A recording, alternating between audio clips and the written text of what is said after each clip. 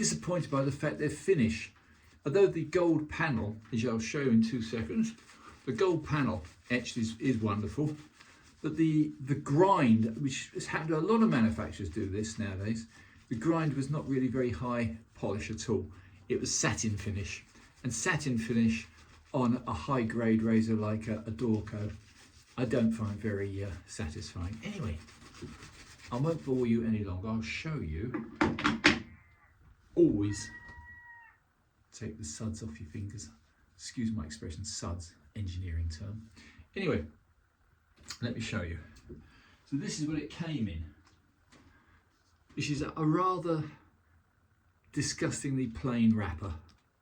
I put my notes stuck on the back of it. Used it the other day, first rate shave.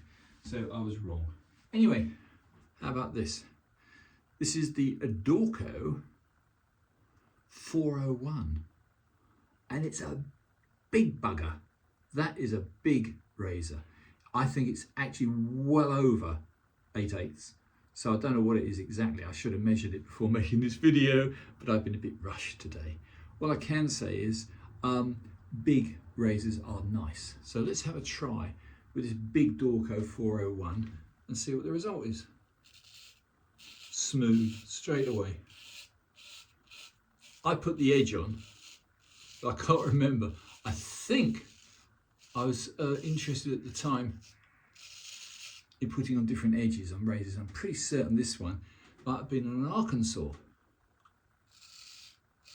Oh, that's lovely. This is a good shave. 2 days of stubble.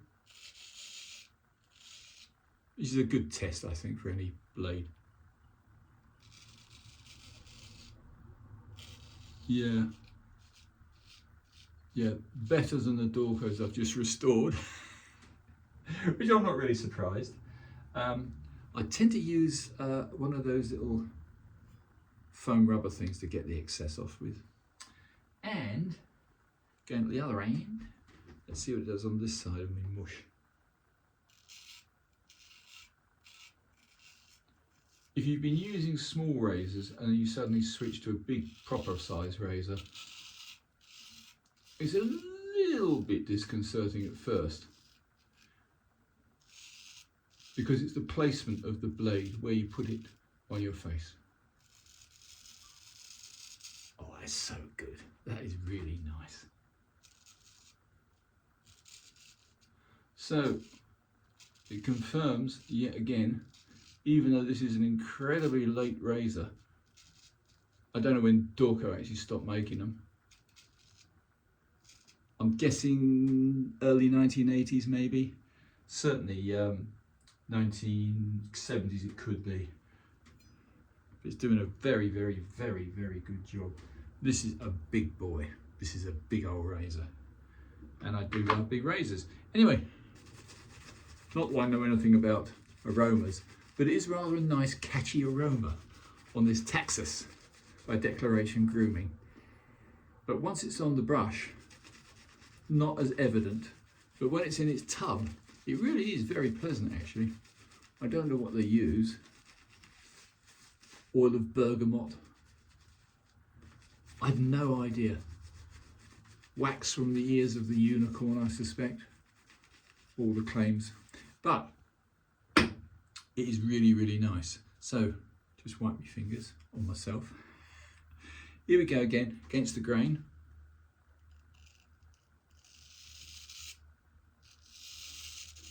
Yeah, big razors for me, definitely.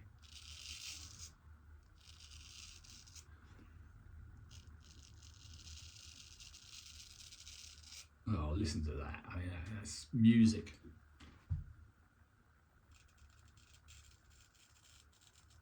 Only the second time I've used this. So it shows a certain degree of confidence. Oh, let's put a little bit more on this side of the moustache. Go across the moustache, if I can.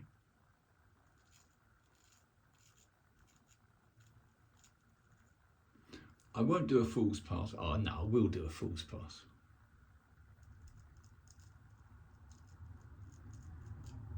Yeah, pretty good.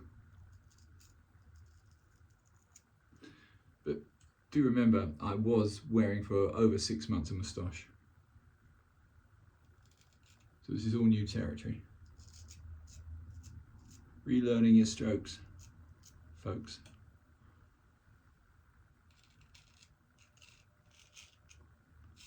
I've got to say though,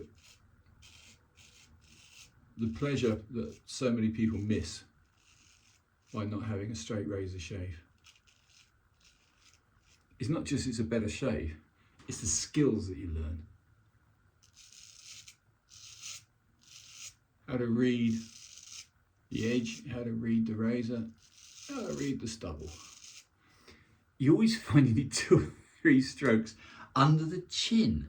For some reason, I don't know whether it's the stubble or whether it's the fact the skin doesn't bend sufficiently and that I don't actually stretch. Because with a very good edge, you don't need to. Yeah, it's BBS at last. Anyway, so even a late quality razor, as in Philharmonica, as in any of the late razors, but this particular one being a Dorko, is German, obviously, and is extremely pleasant to use. I wouldn't part with it, so don't ask me. Particularly strange as looking at the packet, then I'll stop. When did I first use that? The only thing I've got to mention here was last used in 2023. We're now 2026. So I had it stored. But yeah, used it 2 days ago. Hasn't lost its edge. The only thing I would say is this size is much easier to palm strop because it's big. I think it gives a very slight advantage, but it is slight. And I still find what really counts is the quality of the grind and the manufacture and the tempering. And I assume that Dorko still had the same quality of manufacture and of tempering when this was made, because this is a very nice razor. It's just it hasn't got the ultra gloss finish to it. This has got a average finish to it, but the gold panel, which I shall try and show you, is beautiful with Dorko on it, and it's got the usual Dorko signage, and again you can tell it's a late one. It's got the made in Germany stamp across the ricasso and a nice big 401. I don't know what all the other numbers are, but it's, yeah, nice piece of work.